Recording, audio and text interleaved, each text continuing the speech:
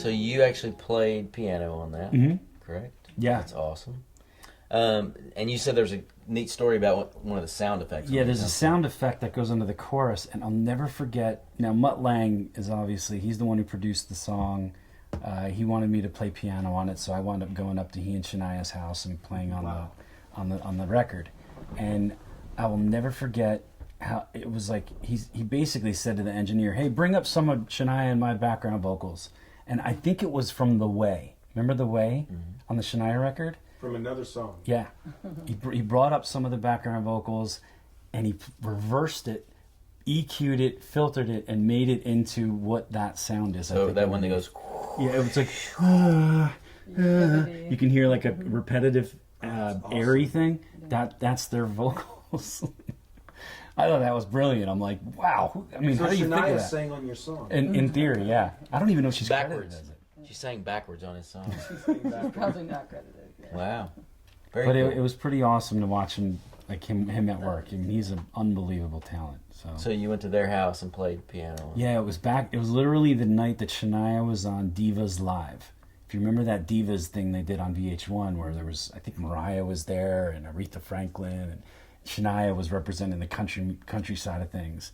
And he drove, I was already up there. I took a bus up there. They wanted to put me on a puddle jumper, but I'm not a good flyer. So I was like, nah, I'll take a bus. So I took the bus from Port Authority and took a bus up there.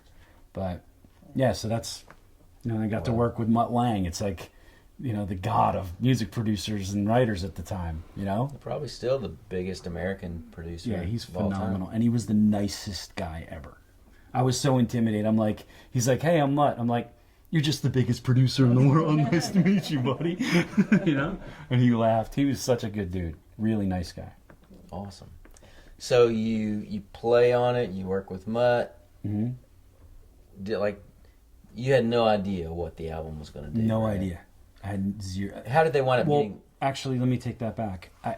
So the first album came out, right, and blew up. It was the biggest album. So I'm thinking, they're not going to keep my song for the next record. They're going to go to Diane Warren, who I've idolized my whole life, or somebody like that to replace my song. Clay Mills. Yeah, Clay Mills. Diane Warren. Marty Dodson. Yeah. And I'm like, there's no way they're going to keep my song on there. There's every writer in the world, and they stayed true to the word. Not only that, but I wound up getting a second song on the record on the follow-up, which I wrote with my cousin Sandy Linzer, who Sandy is a legendary songwriter. He wrote Work On My Way Back to You and Dawn and Let's Hang On by all the Frankie Valli and Four Seasons. He did I Believe in You and Me, if you remember that song. Whitney Houston did it for The Preacher's Wife. And he's just had tremendous success over the years. And he and I wrote that song a few years before. And Spanish Eyes. Yeah, Spanish Eyes. Okay. Matter of fact, I was in Nashville on my first writer trip with Gary Baker and Frank Myers, who wrote I Swear and My Front Porch Looking In. What else? I'm Already There. And we were playing golf. We were hitting golf balls. And I got the call from the record label guy, and he goes, his name was Steve Lunt, and he goes, you got another one on. He's an English guy, so he's like, you got another one on there, you jerk off. I was like, I threw my golf club up in the air. It was like one of those hallelujah moments. So I had 2 songs on the Millennium album, which was a phenomenal experience to be a part of that. Yeah, about 28 million. That turns it into 56 million if we're doing the math. Oh, you have 2 on there. Yeah. Yeah, it was a pretty unbelievable time, and a lot of lessons learned, over that time, just in life in general, and just it was a very profound time. How did they get that second song? Just submitted a demo.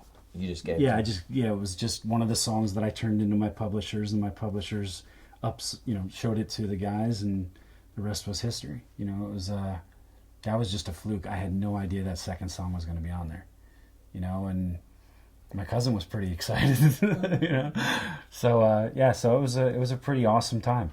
I wish albums sold the way they did back then, because it was life changing. You didn't even have to have the single. I really thank Max Martin, because all those songs that were singles on that record made that record huge. So I owe my whole career to Max Martin on a lot of levels, on every level. So, and it's amazing that he's still as the hottest producer and writer on the planet still to this day. You know, he's absolutely unbelievable.